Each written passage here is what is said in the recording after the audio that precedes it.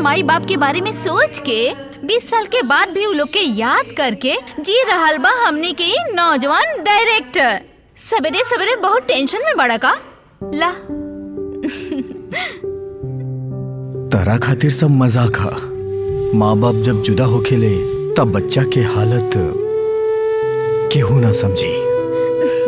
दुनिया के सब लोग के बारे में तू जानेला, लेकिन जे तोहरा साथे जी रहल बिया ओकरा बारे में ना जानेला। तू देखिया, एक बंदा के जिंदगी में जौन कुछ भी होखेला दूसर के कुछो फर्क ना पड़ेला ओकर शादी के बारे में। बाकी दूसर लोग उहे में घुसेले।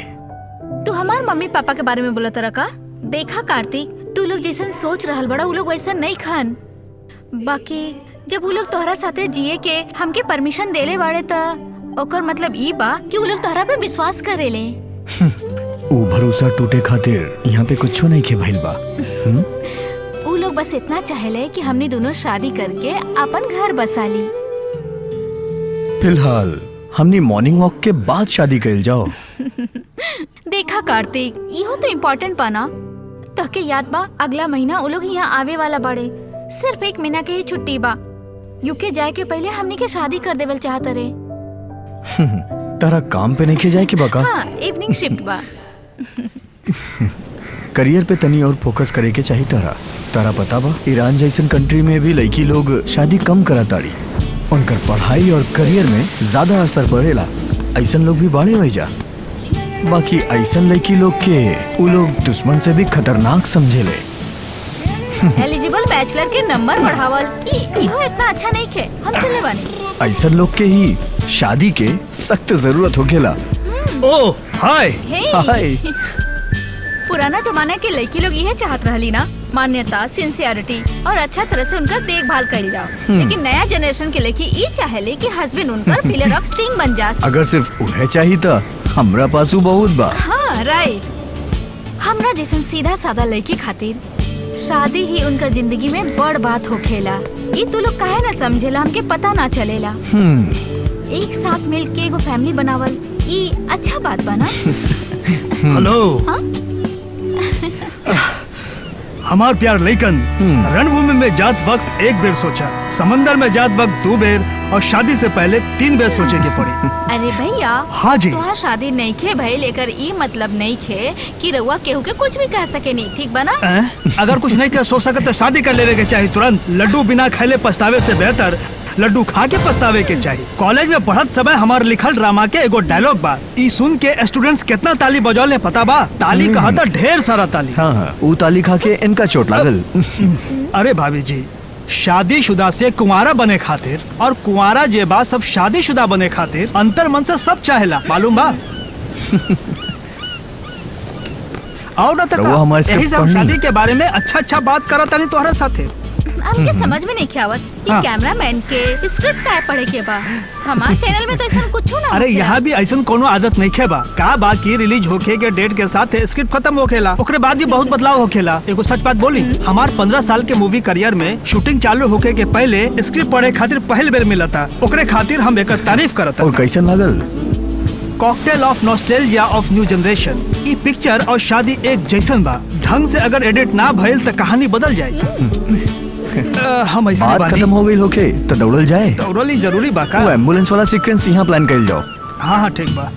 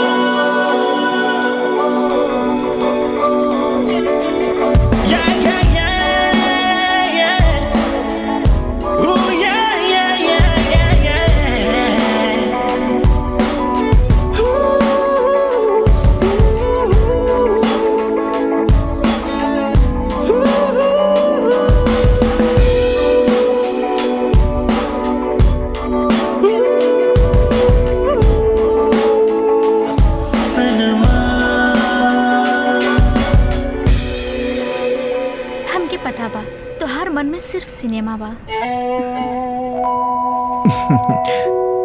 और तोहरा मन में सिर्फ प्यार। अच्छा बतावा, हम मम्मी डैडी से का कही? पिक्चर करे के बाद।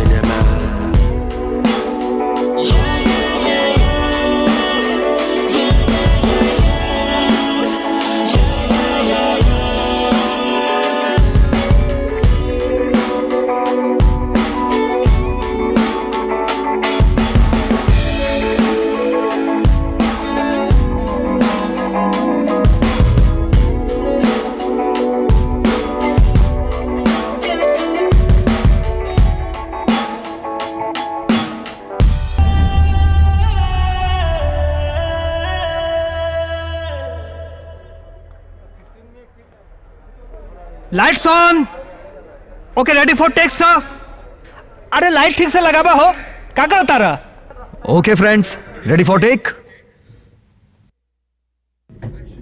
एक्शन।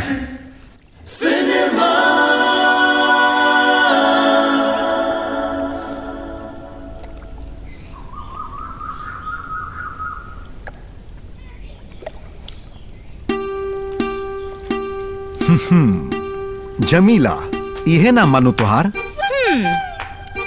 हाँ तो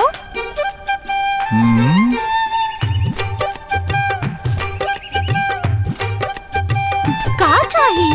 खास करके कुछो ना, तुहार पापा के बीड़ी फैक्ट्री बना, वहां पर काफी ज्यादा कारीगर बाड़े। हम उस सब के सेक्रेटरी बनी। नाम बा अब्दुल कादिर। अच्छा बात बा, फुटबॉल प्लेयर बाड़ो और एगो गुंडा भी बाड़ो, ई हो मालूम बा। ओ ऐसन बा का? और सुना, वहाँ के कारीगर हड़ताल के बारे में सोचता रहे। हमने सब मिल के तुहार फैक्ट्री में ताला ये लगाए। कुल हमके काहे बोलो ताड़ो? पिताजी से जाके बोलो। हमके तो से कुछ काम बा, यही से बतावत तनी। ऊ का बा? हम तो से बहुत मोहब्बत करेली। अच्छा बात बा। और फिर का होखा था वहाँ पर? और तू हमरा से शादी ना करबू ता नाटक का करबा? तो हम अपन जान दे दे। फिर तू कुछ भी कहे खातिर दूसरा आदमी ढूंढ लिया। जमीला, ना मनबू तो ठीक ना होखी। अरे ये तो डराई ना है? एगो चांस और लेते। जमीला, हमार जिंदगी बर्बाद मत करिहा। हम तोहरा से बेहद मोहब्बत करीले। तोहर कपड़ा से हमके प्यार बा, तोहर हर एक लफ्ज से हमके प्यार बा, तोहरी चेहरा से हमके प्यार बा। तो हमेशा ई है करेलन, जोन भी लड़की आइल उनका से ई सब बात करल। अरे हरगिज ना जमीला, तोहरा सिवा हम और कोनो लड़की के प्यार कैली ही ना। आंख उठा के देखबो ना कैली, और देखब भी ना, बातों ना करब। जमीला, तू हमार आंख के रोशनी बाड़ो। और फिर तू हमरा खातिर बाड़ू और हम तोहरा खातिर बानी।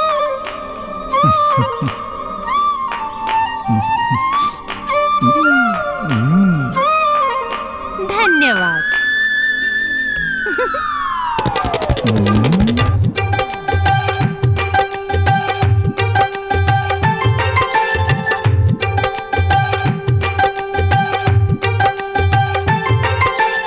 ऐसे ही एगो युद्ध शुरू भइल उनका बीच। आर्गुमेंट भइल, घर वाला और बाहर वाला सब अगेंस्ट रहले। उस समय तो 50 साल पहले के रहे। और सबके बाद जमीला बेबी से अब्दुल खान साहब शादी करेले। उनकर जिंदगी अच्छे से गुजरत रहे। वह टाइम पे एगो अच्छा केला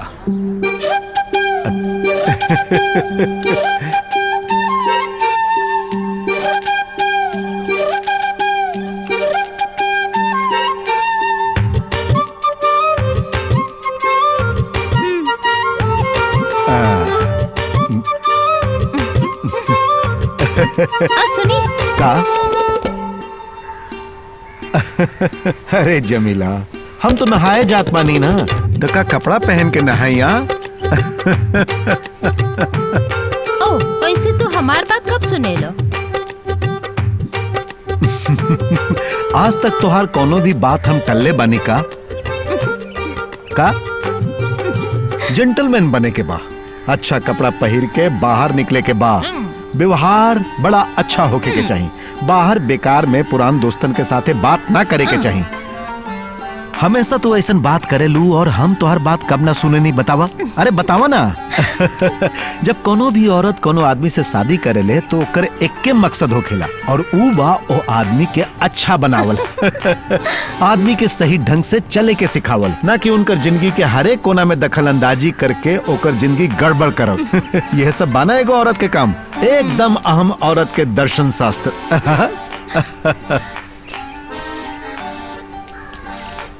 कादर, हाँ बोला ना। वो काम के सिलसिला में बात करे के बाका? हाँ ना, हम बीए पास कैली ताकि हम रसोई घर में रही। हमार जान के खाना तो पकावे के ही नहीं के, उस सब काम हम संभाल ले, ठीक बा? हाँ, ये तो आप हमेशा बोलेली। खाली आखिरी बार आज खातिर तोहके पकावे के बा, काल से तो तोहार इन नौकर। ऐसा कुछ मत बोली। अच्छा अभी तो के क्या चाहिए?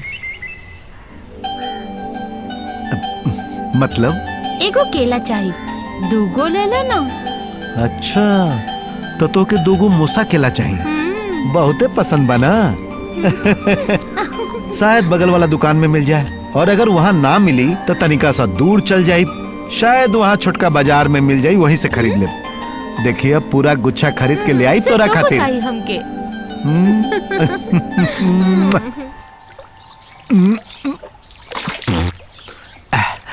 शादी के बाद जमीला के पहला मांग बा, दूसर लड़की तो कुछो मांग ले बेले। या रब्बी आलमीन, का बड़ बड़ मांग रखेली लोग आपन बेचारा पति से। ओ कुल मरद से यह मांगे ले, हाँ। बिना कीमती चीज के गाँव में भटके वाला शेर के पूंछ के बाल तक।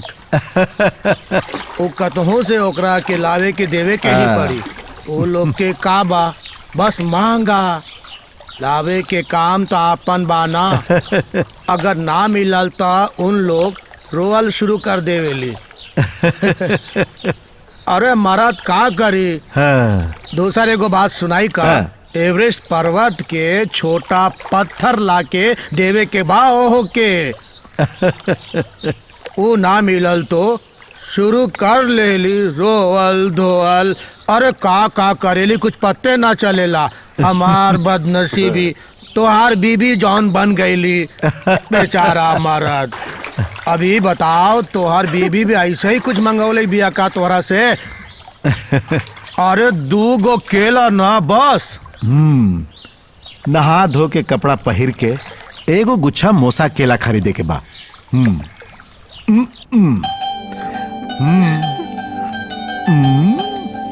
जल्दी वापस घरे आइब ना। जल्दी आवा, ठीक बा? सांझ के पहले आ जाइहा।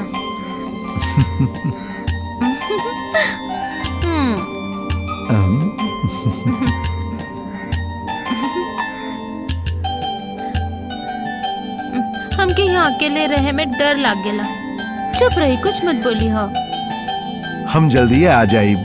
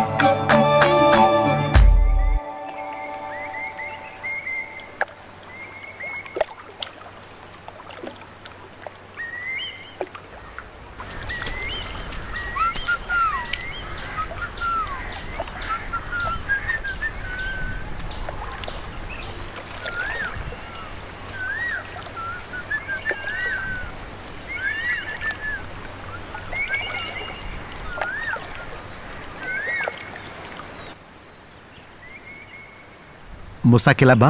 बोला बेटा, वो यहाँ ना मिले बेटा। कौन सा चाहिए? कौन सा केला लेबा? बाजार में मिली। अच्छा, अब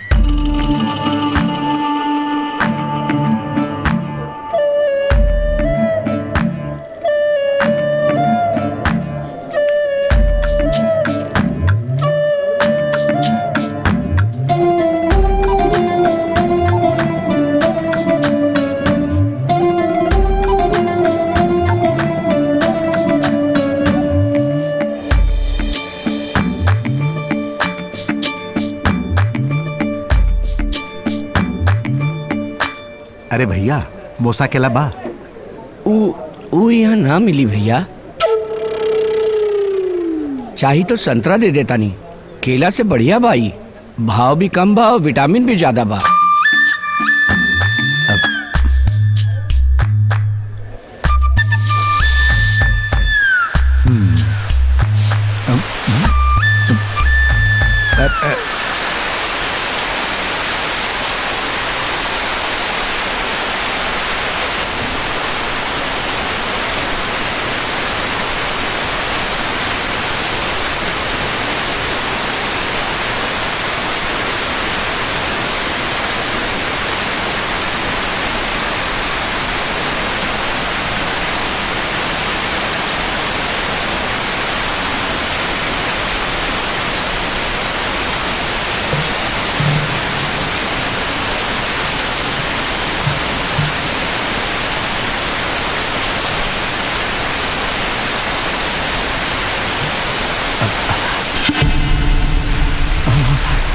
यार रब्बी आलमीन।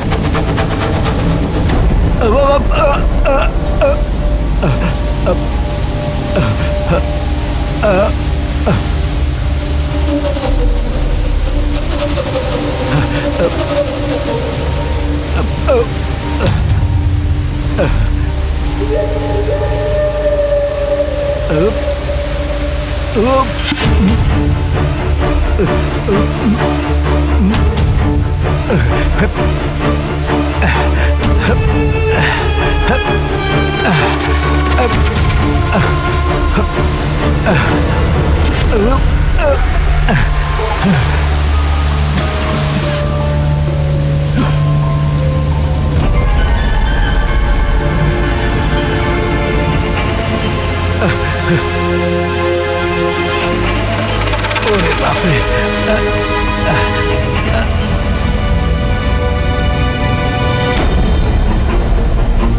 कितना पानी हो गया बा।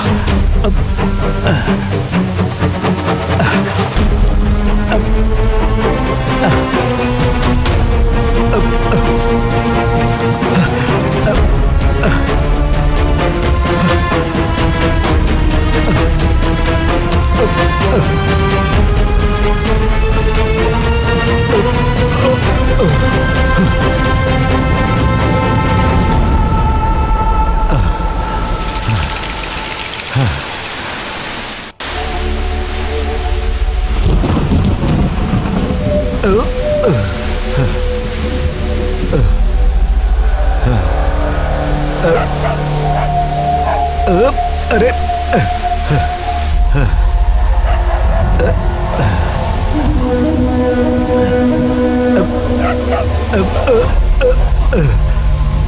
अरे जा रे कुकुर।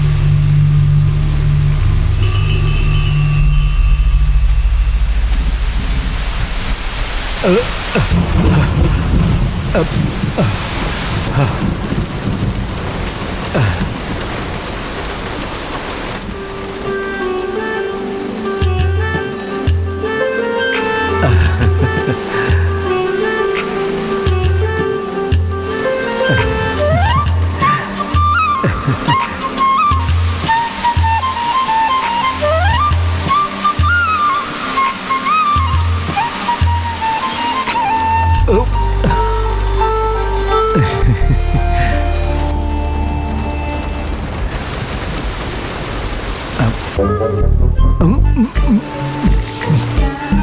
औरत लोग भी कमाल के हो खेली। जमी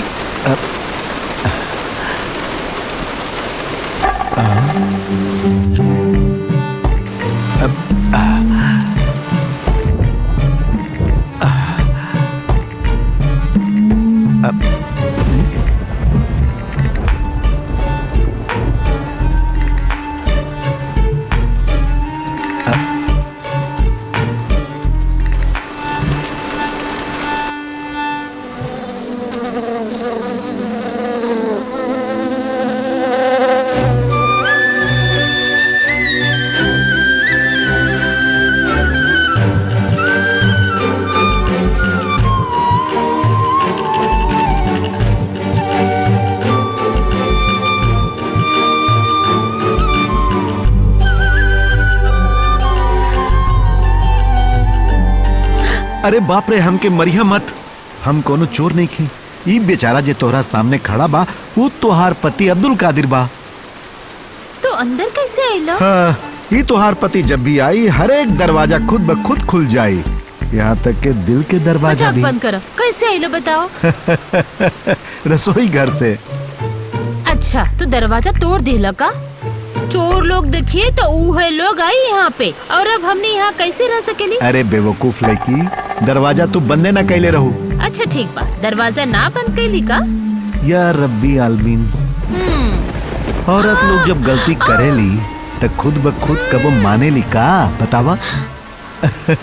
केला कहाँ बा? अब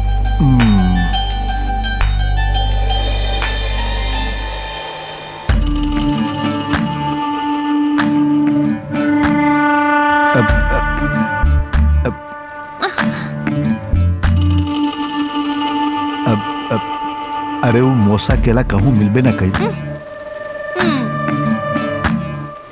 हम सुततानी। अरे ई नारंगी तो खा के सुता, मोसा केला कहूँ ना मिलल। हम मेहनत करके तैर के ले आयल बानी एकरा। तू झूठ मत बोलो, हमके नारंगी पसंद नहीं खे, तू ही खा लो।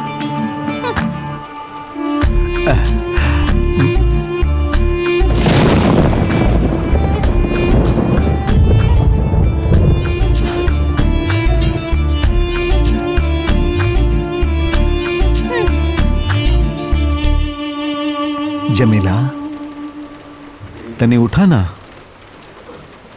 ए जमीला उठा ना। हमके नींद आवतिया।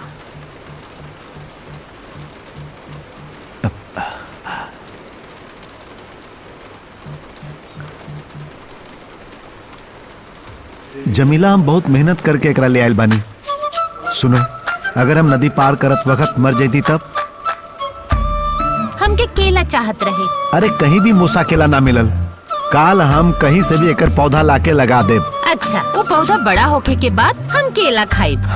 ठीक बा, फिलहाल ही नारंगी ते खाला, बहुत सारा विटामिन बा एकरा में। हम के ना चाहिए। देखा तोके खाए पड़ी। ना खाइब तो का करबा? उठा। ना चाहिए। ना उठ बुका।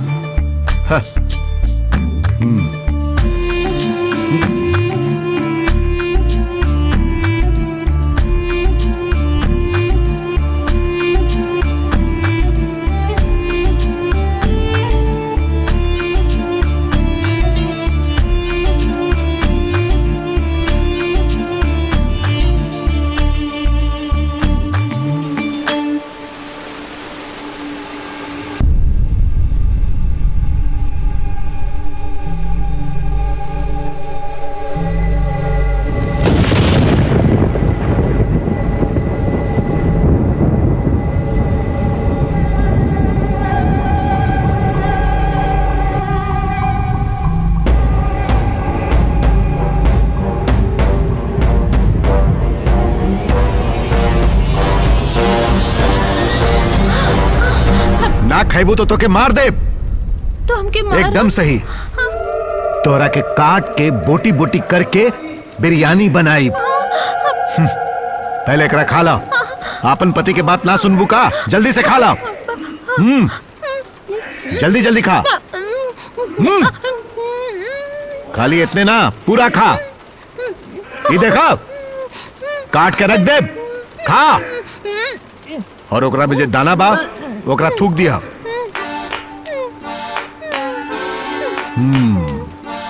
हम तो आर के बानी। पता ना। एकरा तू देखत बाड़ू? बोला हम के बानी तोहार। आप पति बानी। तो तू हमरा के नचैबू का? आज के बाद यदि फिर ऐसा करबू तो हम ना करब। तू का खाराल बड़ू अभी? नारंगी। ये चाकू नेके देखा? बोला ये जे खात बड़ू मोसा केला बा। मौसा केला बा। फिर से बोला का खाता रू? मौसा केला। फिर से मौसा केला। फिर से मौसा केला। का मौसा केला। कट इट।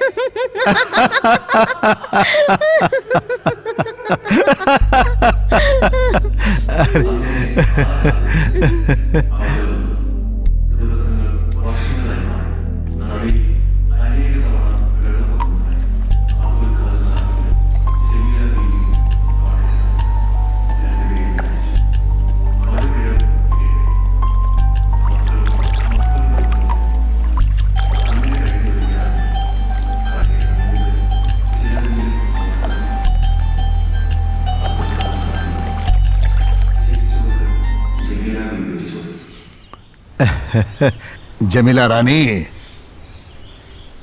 याद बा बहुत पहले तू हमरा से का मंगले रहू और रात के हम नदी पार करके तोरा खातिर का लैले रही? मौसा केला। हाँ। और उ कैसन रहे? नारंगी लेखा गोल रहे। का लैले रही? मौसा केला।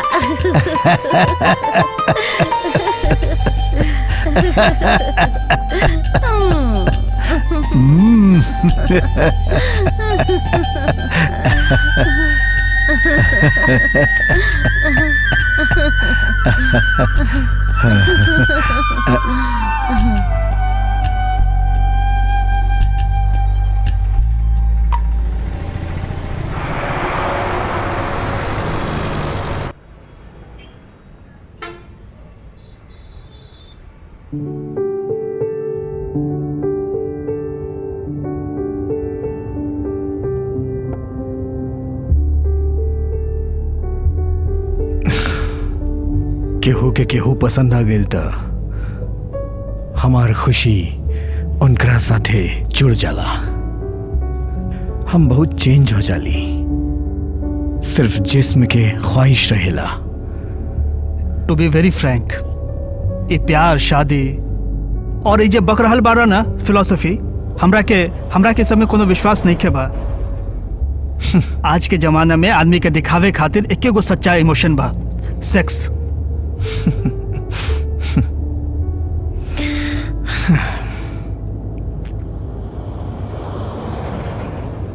जीना के मैसेज बा। चले दा राज, I need an answer. You're sure that you need me in your life? पहले जे बहाना देला वो भूलिया ना। एक आदमी और औरत के सजा देवे के बाद ओकरा गुलामी पर ढकेल दा, लेकिन शादी खातिर बिल्कुल ना। यह खातिर ऊ रउआ के पसंद ही ना करेले।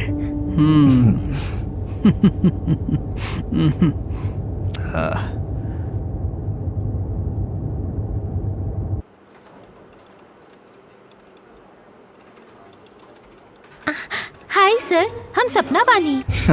हाय सपना, तो फिर का हाल चाल बा? ठीक बा। जीना कहाँ बिया? प्लीज होल्ड करी सर, इवनिंग के न्यूज अभी पूरा भइलू। ओके। राउर शूटिंग कैसन चलता सर? बढ़िया चलता। हम अभी उनका के देत पानी। तो हर फ्रेंड हवे। हाँ राज, का बात बा, तू बड़ा सीरियस मैसेज भेजलू? ऐसे भी ज्यादा सीरियस वाला मैसेज भेजे वाला रहनी। ऊ का बा? Are you going to marry me or not? ऊ फिर काहे ना सेंड कइलू? अपन पहला फिल्म बनाए वाला डायरेक्टर के काम के बीच में डिस्टर्ब ना करब ऐसा सोचनी हम। शादी करे के चाहिए कि ना? जीना, तू तो जाना तारू ना, यह सवाल के जवाब ढूंढे खातिर हमहू निकलले बानी। कादिर और जमीला जी के जिंदगी कितना अच्छा बाना, हमने भी उसे नहीं जी सके नी ना। सुना जीना, जब हमनी केहू से प्यार करेली तो ओकर सिर्फ अच्छा चीज हमनी के दिखाई देवेला। केहू के अच्छाई से केहू भी प्यार कर सकेला, लेकिन अपन पार्टनर के खामी के और ओकर बुरी आदत के एब्सेंट कर सकेला कि ना, वह बड़ बात होखेली। अगर हम ऐसा कुछ करब तो हमसे बात कर सकेला। जीना, तहार सबसे बड़ प्रॉब्लम ही है बा, कुछ बात जब जनरली बोलल जाला तो ओकरा पर्सनली मत लिहल करा। तरा पता बा हम तरा कितना चाहेली। You are the best I can guest. फिर का बात बा? सिनेमा बस उहे बा हमरा मन में। अगला स्टोरी का बा?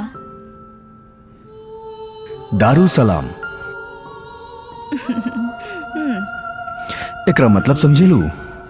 शांति निकेतन बा। भूल गईला का हमने के अपन घर के यह नाम रखले रहला ना। जुनो जीना, जब हम खादर और जमीला के फिल्म बनैले रहली, हम वो स्क्रिप्ट पूरा तरह से खत्म कर देले रहली। स्क्रिप्ट और स्टोरी बोर्ड के बिना असली जिंदगी के बारे में होगी हमार अगला film, a kind of pre created reality. और ओमे के एक कैरेक्टर तो ये डायरेक्टर ही बना।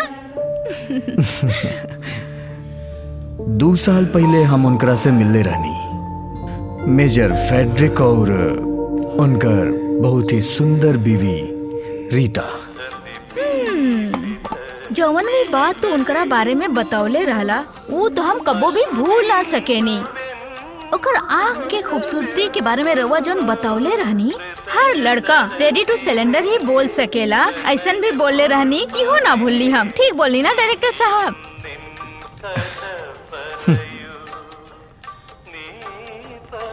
तू जेकरा से प्यार करेलू ओकरा से कुछ बोल सकेलू, एगो चुम्मा देवे से उ सब कुछ भूल जाला। बाकी जेकरा से शादी करे वाला बड़ा, ओकरा से सब कुछ ना बोले के चाहिए। जिस्म के भूख खत्म होके के बाद उ सब कुछ याद आवेला। फिल्म के बारे में बतावा ना। रीता और मेजर जे लोग से हम मिलने रहनी, वो सबसे खुश कपल रहले। बाकी वो दोनों में से सिर्फ एक ही अब जिंदा बा, वो दूसर के अब ऐसा कहा भइल होके।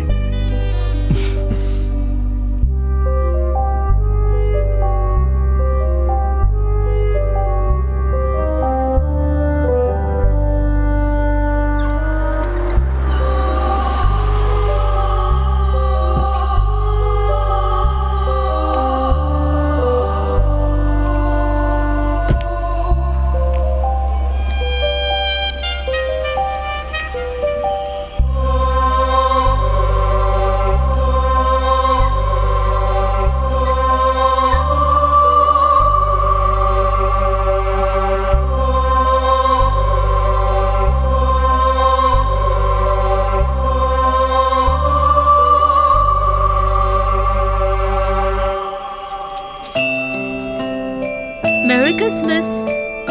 हाय हाय, यहाँ कैसे? What a pleasant surprise. हाँ, hi Raj. What a surprise. Major आई आई अंदर आई।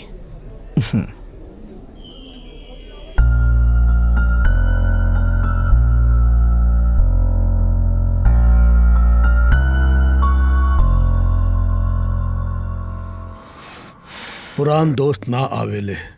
रीटा के मरे के बाद सब सुना सुना हो गईल बा। बात करे खातिर केहू तो चाही ना। 24 साल हमार साथे जिंदगी बिताए वाली सिर्फ एगो औरत ना रहली रीटा। रउआ दुख हम समझ सकेली, बाकी मेजर हमार दुख रउआ के पता नहीं खे। हम तोहरे खातिर जात रहली। If you don't mind. It's okay major, you carry on. ये खातिर का चाहिए, ठंडा या गरम? कुछ होना चाहिए। अब हम अकेला बानी यहाँ पर, एकदम अकेला। पढ़े खातिर कोनो किताब? I will be happy with myself along.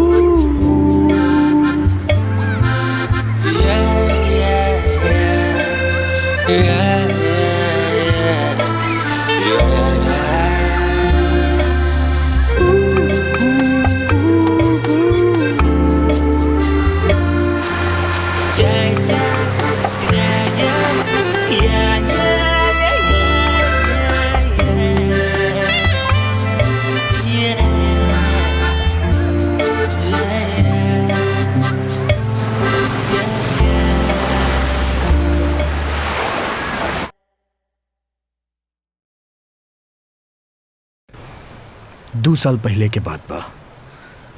एगो हॉलीडे टाइम पे समुद्र के पास वाला होटल में हम 3 दिन तक रुकल रहनी।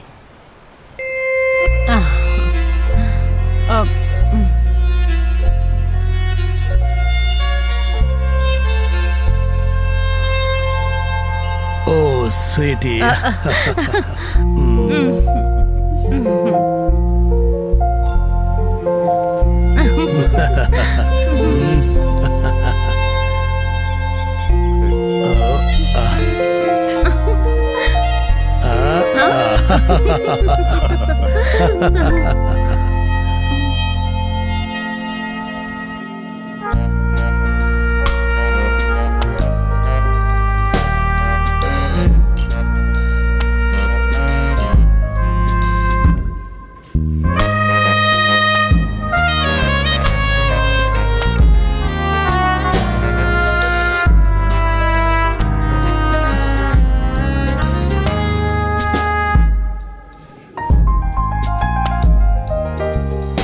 Excuse me, sir.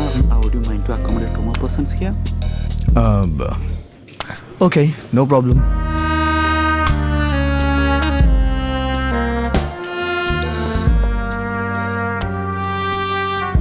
सॉरी आपके तकलीफ दे ले। Hey, it's all right. Please.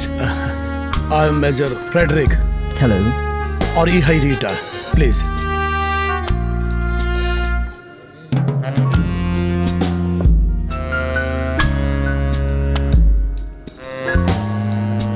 तोहार शुभ नाम please. I'm Raj Kartik. You 2 plates of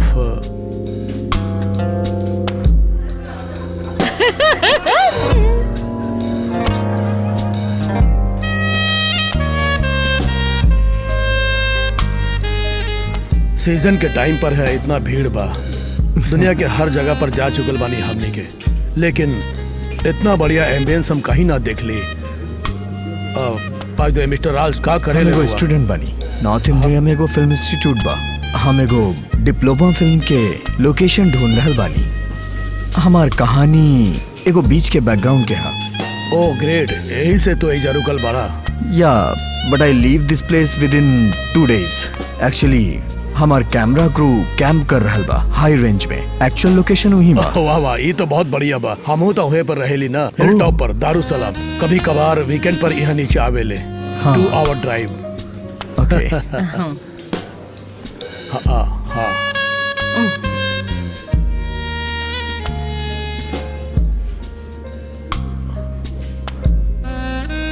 हाँ। ओके राज, हमार कार्ड रखा, जरूर घर पर आइए। ओके, मिल के बहुत अच्छा लागल। Good night. खाना खा ला।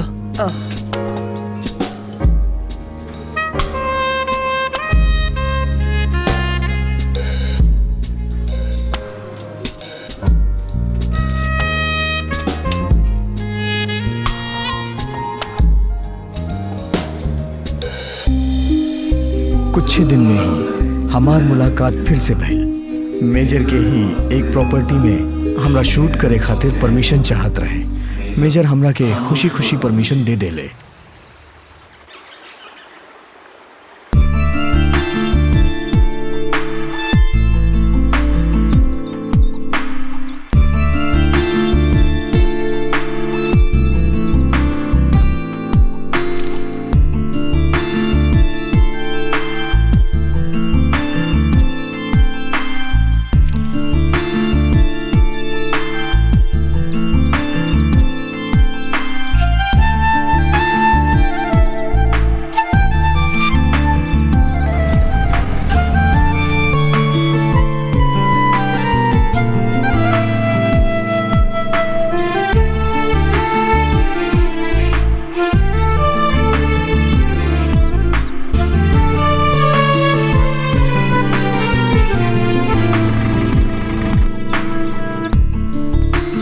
ए राज, कैसन चला था सब? So far so good। All the best. Thank you major, thank you. Short film के शूट खत्म करके पूना लौट जाए से पहले हम फिर से उनकरा घरे गए रहनी। हमरा उनकरा के शुक्रिया कहे के रहे और एकरा साथ ही रीता से भी मिले चाहत रहली।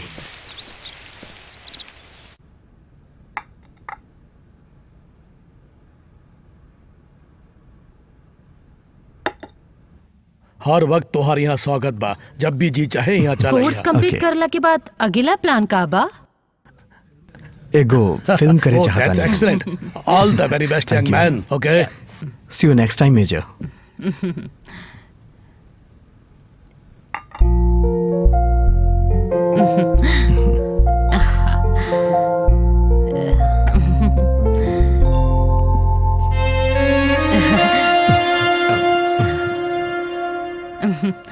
You know, there is a very nice dip in salsa to say goodbye.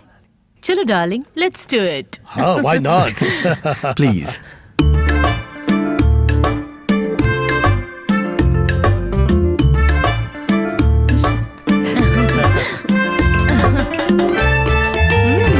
Goodbye. That was so nice। That was so nice। Thank you, Major। वापस लौटत वक्त हम सोच ले रानी, यह नाम दरुसलाम, शांति के एगो मकान, दरुसलाम।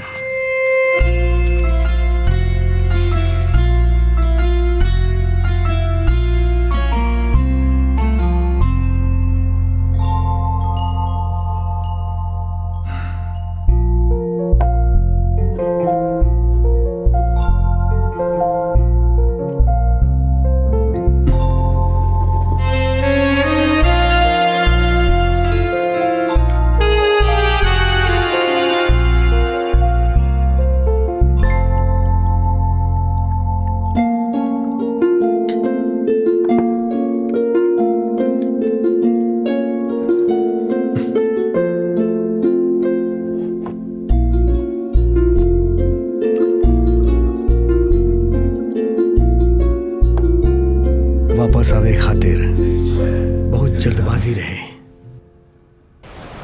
बहुत अरसा के बाद समुंदर के पास आके एगो होटल में ठहर।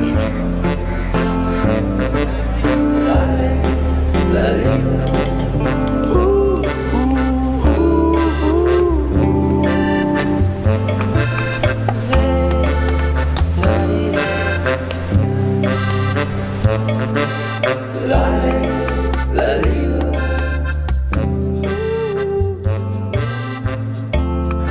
हमरा बहुत कुछ बदलन लागत रहे। रीता के सामने एगो जवान और ताकतवर आदमी बनके रीता के सामने जाए चाहत रही।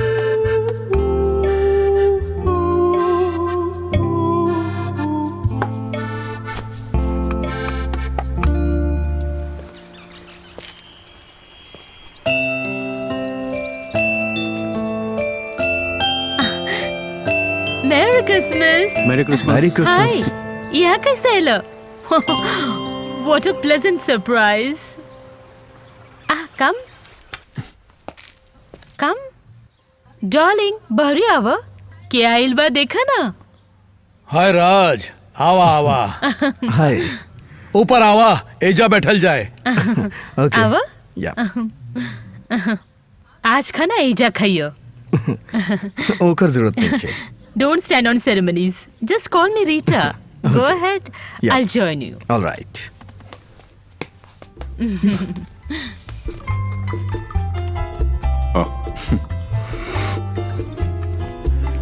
डिनर से पहले दुगो हो जाए। राइट। हम इतना पिए ली ना। हाँ, Occasionally? कबो कबो पार्टी में जाए ली तब थोड़ा बहुत पी ले। अच्छा। ग्लास सामने रहे तब भला के छोड़ेला That's good. That's good. Then, cheers. Cheers.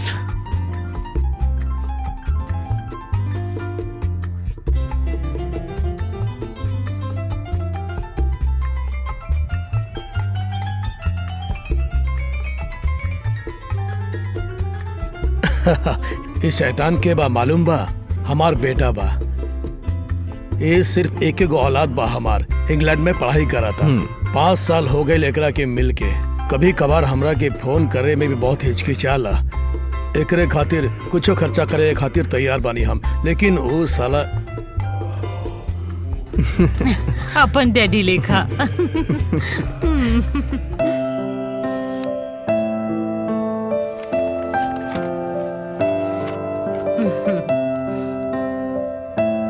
ना हमरा ना चाहिए। थैंक्स।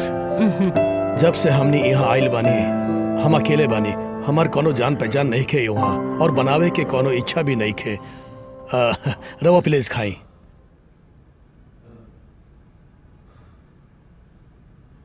हाँ, thank you.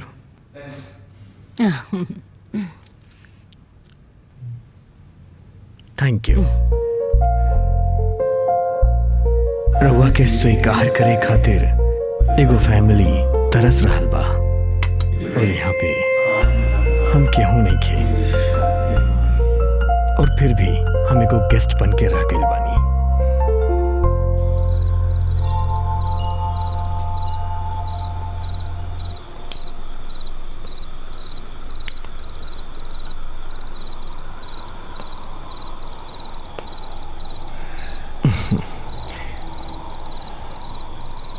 To be frank, Major, our family के atmosphere, it's really very wonderful. शादी के बाद ही हम ये सब कुछ चितले बानी। अपन गांव से जब बाहर निकलनी सबका खातिर एगो बहुत बड़ा दिलासा रहे। हमार जाए के खबर सुन के सब खुश। भारत से बाहरे विलायती सेना में काम करे खातिर हम अपन नाम बदल देली। वर्षों के बाद जब हम वापस आईली, पुराने रिश्ता के जब हम खोजली और माँ के पसंद कैली लड़की से हम जब शादी कर ले आईली, रीटा से पहले बेर मिलली। जिंदगी उहे से हमार बदल गई।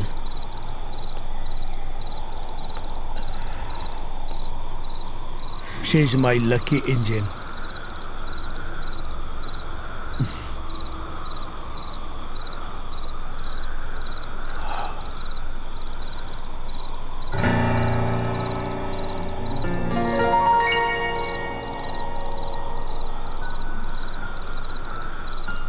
उनका ये रोज की आदत बा, हर रात सोते से पहले एगो छोट गो गाना।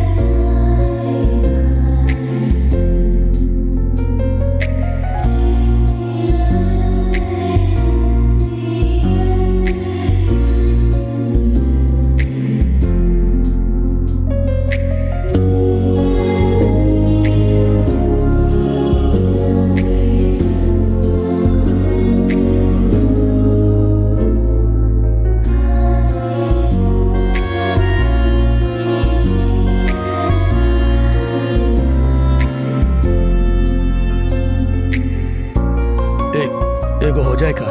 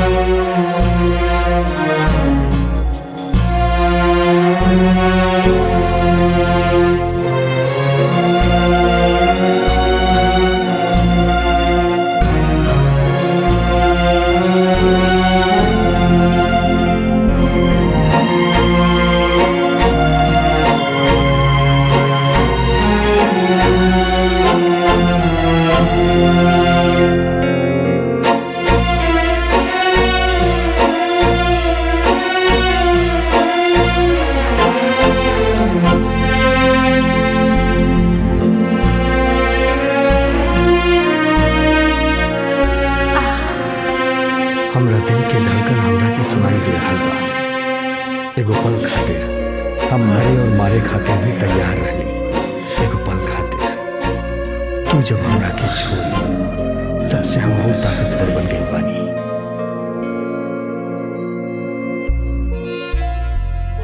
और ओकरा बाद हम उनकरा घर के सामने आ गई रहनी।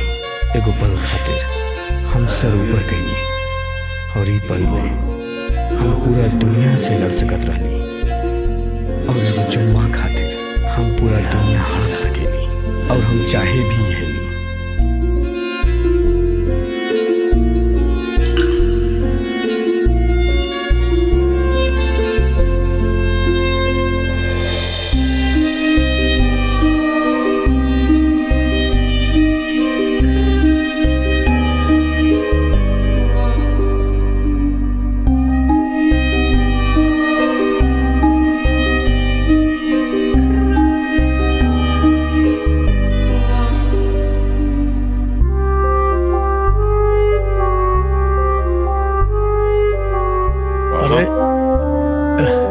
कब शुरू कैला? रीता के कमरे के बाहर यहाँ पार्टी ना भइल, यहाँ केहू अइबे ना करेला। उनकर चिकन कबाब दारुसलाम में बड़ा फेमस रहे। When I was in service, हमार बॉस कहत रहले, पैड्रिक संडे के हम लंच खातिर आइब, I want all Rita special. Mister Ibrahim के जाने लगा, मिलीनियर, अरे वो फिल्म प्रोड्यूसर बाड़े। लेकिन हमार तो नहीं खे। अरे फिक्र मत करा, तुम्हार फिल्म भी बन जाई। चला ला।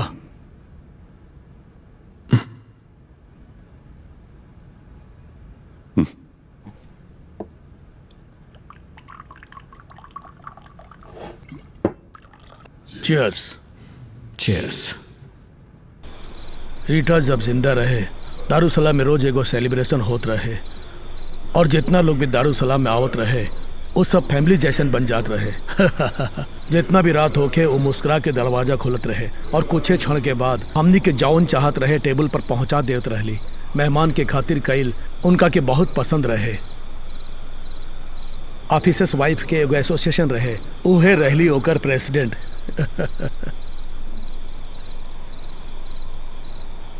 और राउर बेटा ना आइल?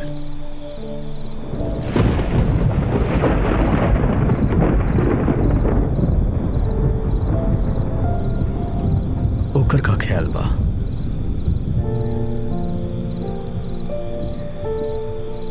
ना आइल, ओ ना आइल। चलो चलो।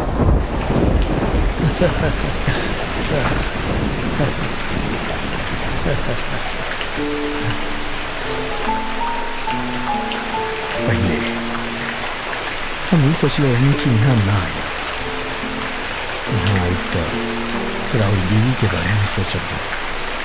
बोला, सुना तो नहीं हम, बोला। रीता के गुजर जाए तो शौक। हाँ, बहुत जल्द के।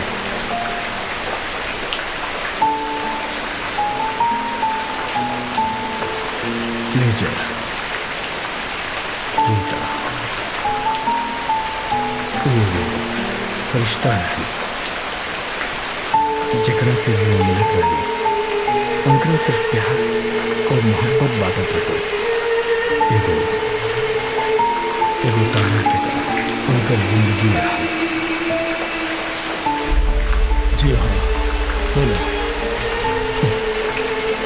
हमारा जिंदगी हम जकरा से भी मिलल बा वो सबसे यादगार।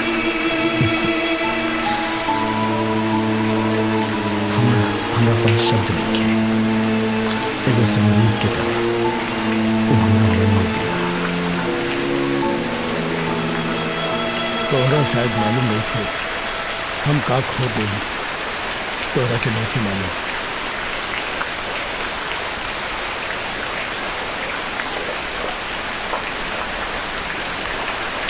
ला, ओही जे वो आराम करताड़ी।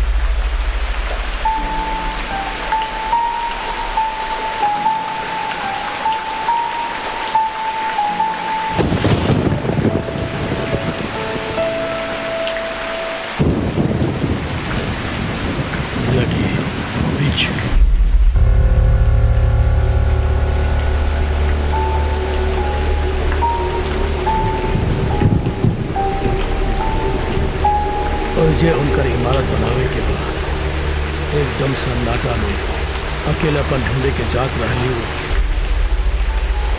उनका खातिर एगो ताजमहल बनाई था। दुनिया में हर एगो आदमी के साथ एक रात बिताए के तोहफा हम उनका जरूर दें। मेजर रोवा इसे मत बोली। She was like a angel. Angel, काला पंख वाला फरिश्ता, काफी चाहे वाला। वो जब रही दारुसलाम जन्नत रहे दूसरा खातिर, बाकी हमरा खातिर जहन्नुम रहे आज भी। उनका के 1000 बार मारे खातिर हम सोचने रहे, लेकिन ना भाई, हर वक्त वह जुटत रहली। और अंत में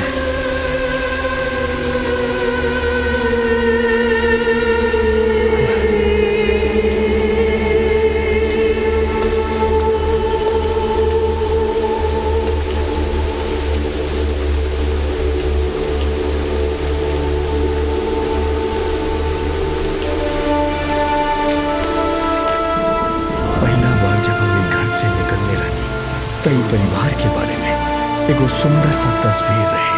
वो हर दिन हम सपना में देखत रहनी, दिल में रखत रहनी, लेकिन अब वो तस्वीर ना रहनी और आंख में भर आई। हमार प्यारा जीना हम वापस जा रहल बानी तन्हाई के दुनिया में।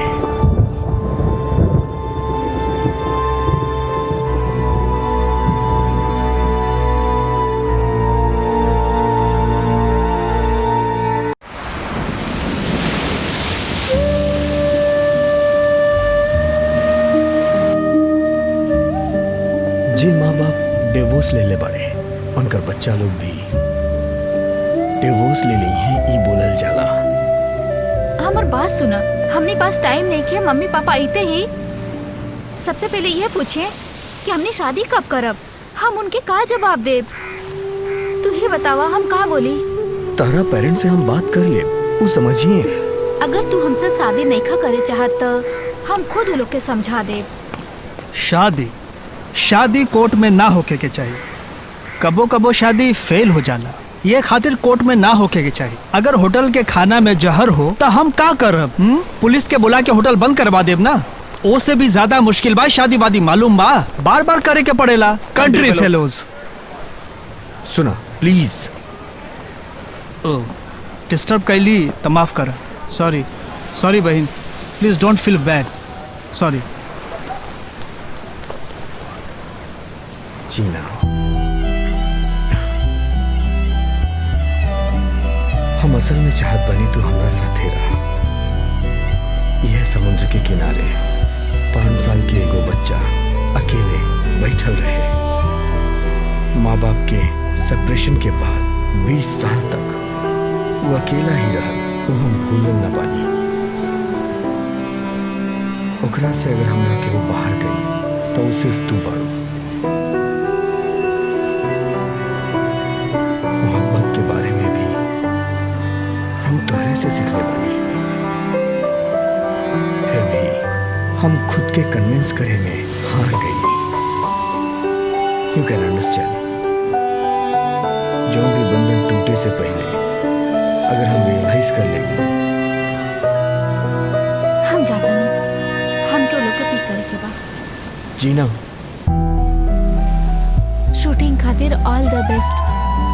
तू अपन जीवन में हमेशा खुश रहा। Thank you for the telling me truth now. Good by.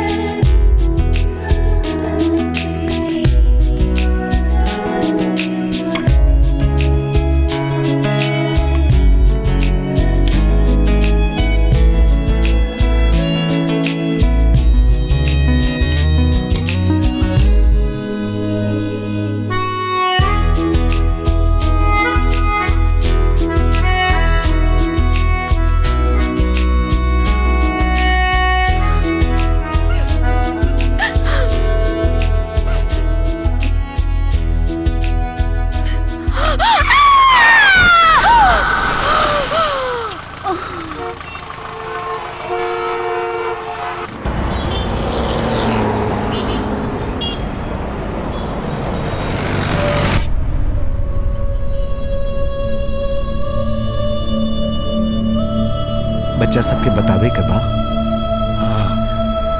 अगर माई के बारे में पूछियन तो बोला बाबा तड़ी। कितना दिन तक?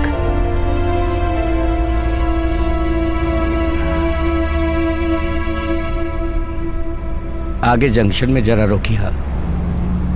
का भइल?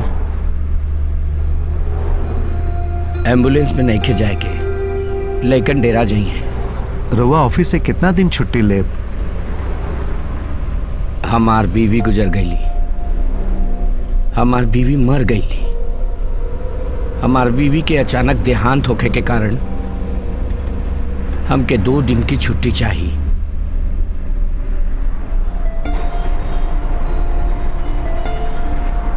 कितना अच्छा लीव एप्लीकेशन होगी।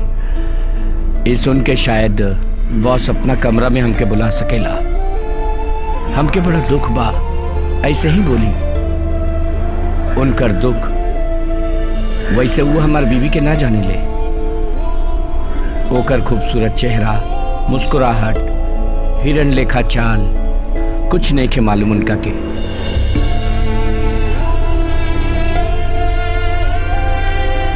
वो नुकसान सिर्फ हमार बा।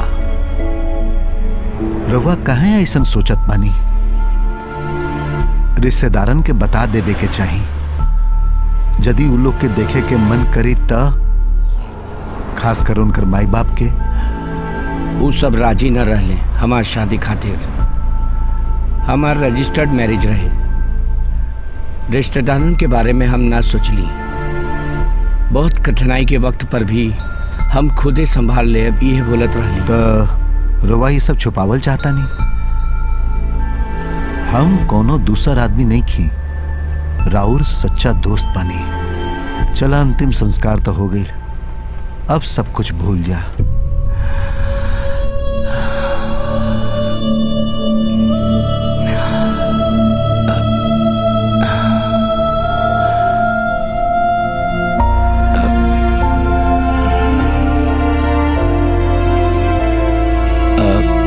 यहीं पर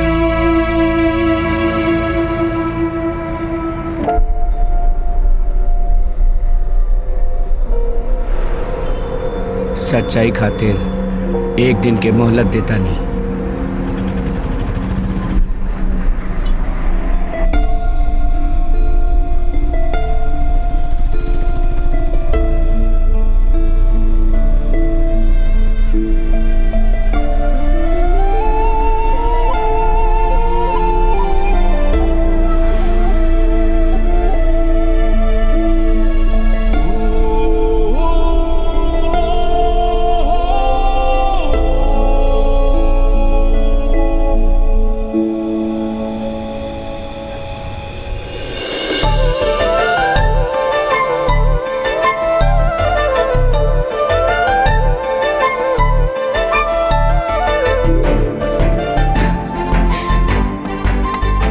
मुन्ना, मुन्ना उठ जा।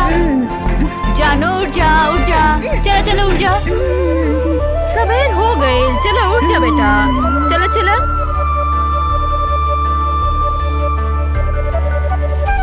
सुनी ना,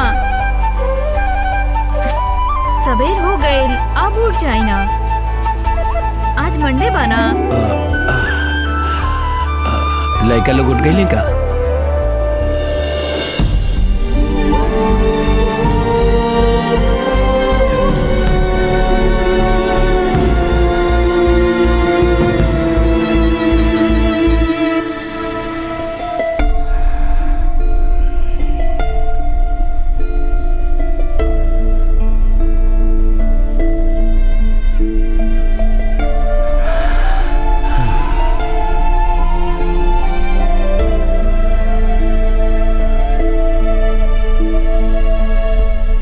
भाई, ये समय रउआ यहाँ घर नेके जाए के का?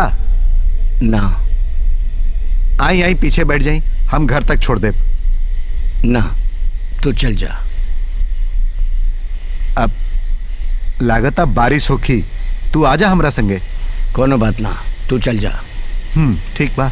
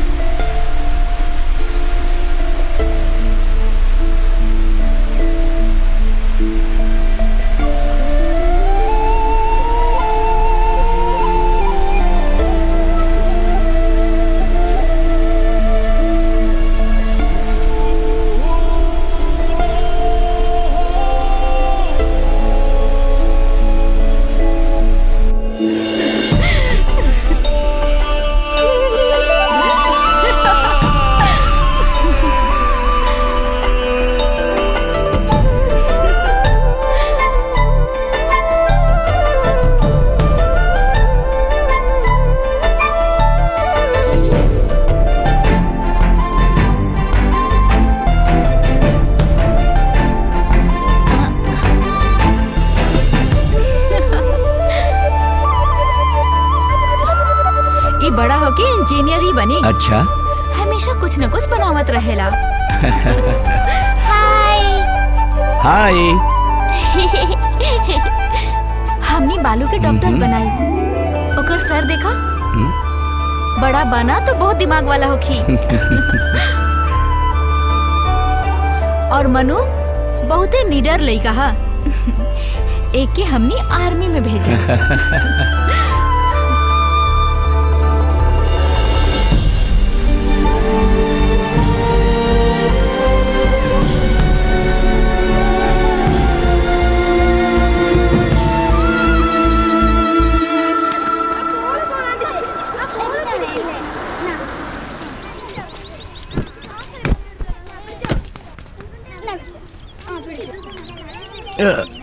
अरे यूनिफॉर्म बदल के जा बेटा।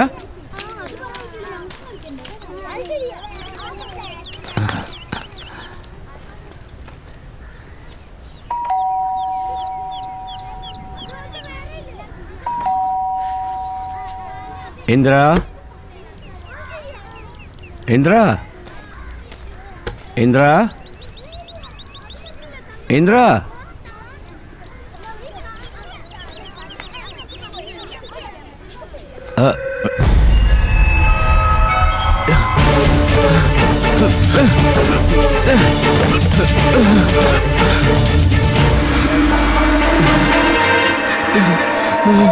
इंद्रा, इंद्रा, इंद्रा, इंदु।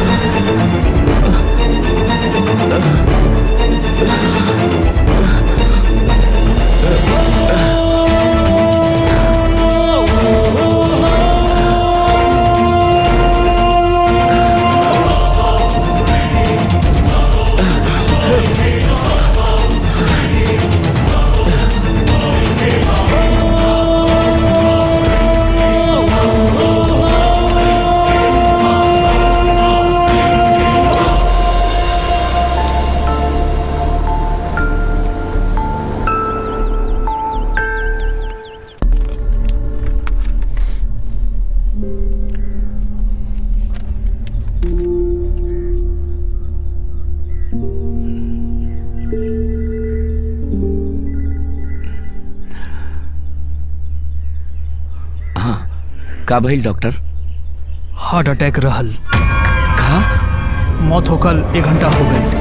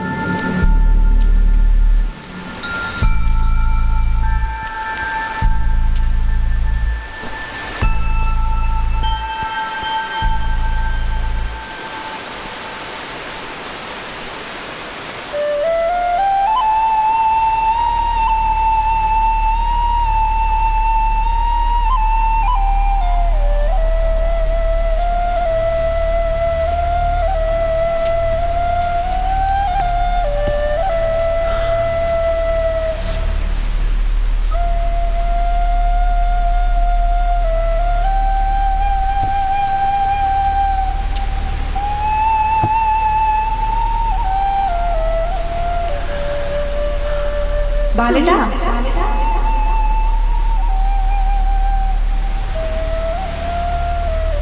बालू के हमने डॉक्टर बनाई।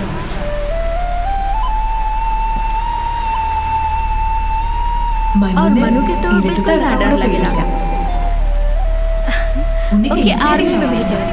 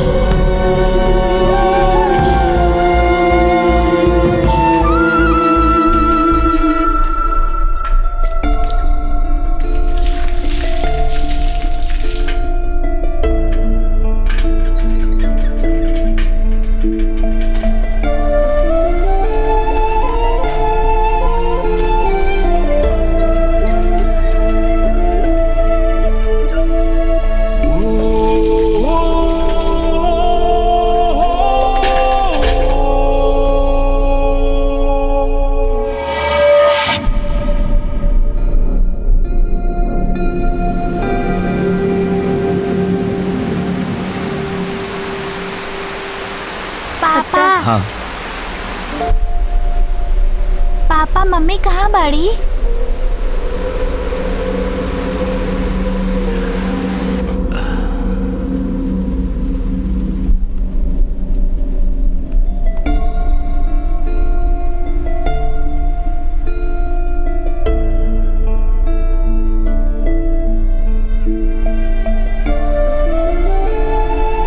सना उठाना, ये लोग सूत गइल बा, नहीं क्यों उठल?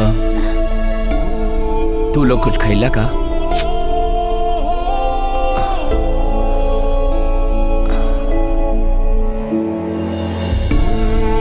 मुन्ना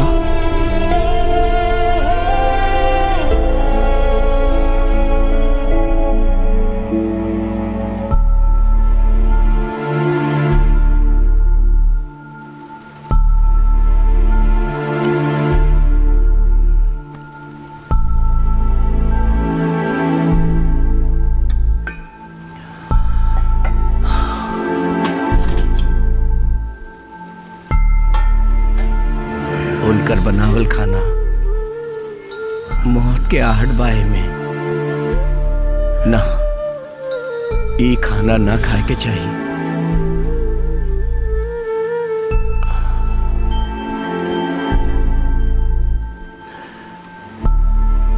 बेटा हम दोसर खाना बना दे, अब तो नहीं खाती। पापा मम्मी हाँ? कब आई है? वो पहले से ठीक बाड़ी ना? हाँ माँ आई है।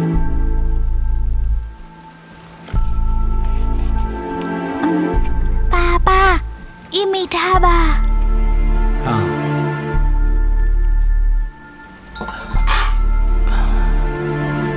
तू लोग आजा।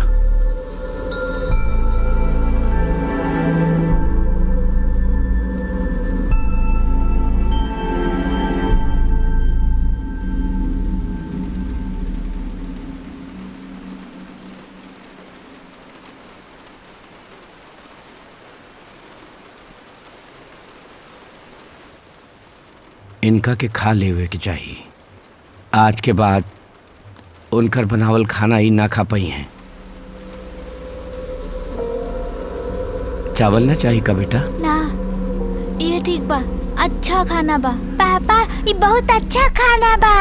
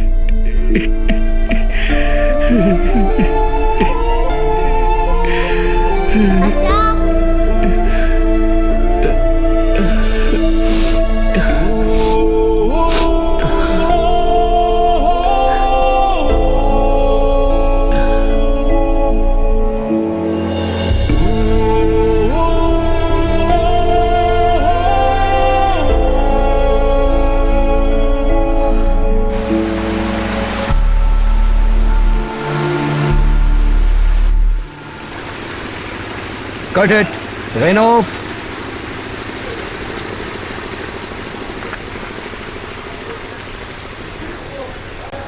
Shut okay, thank you, pack up.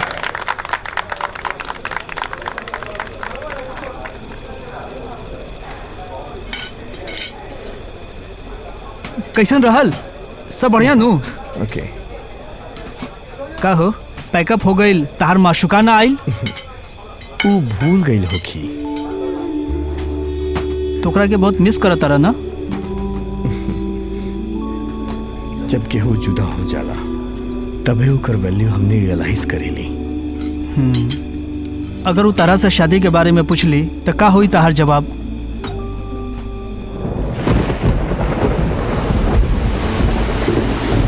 अरे तू कैमरा कवर कर यार, जल्दी से लेंस हटावा।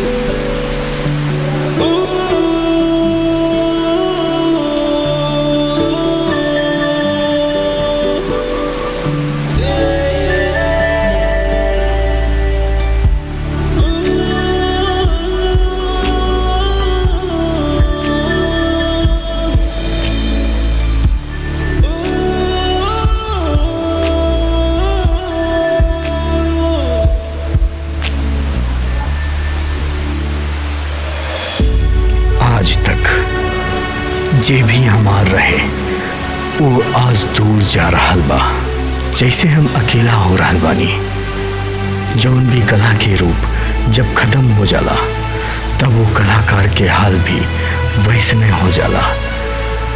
जुदा होके के खुशहाल से दर्द।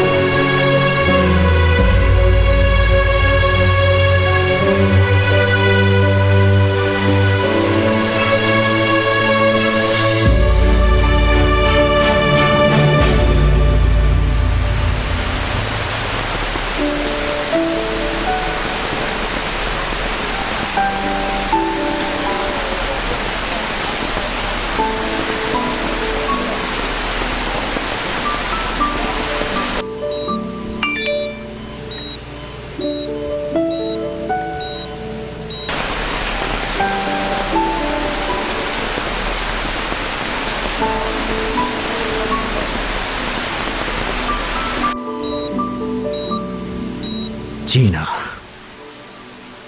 will you marry me?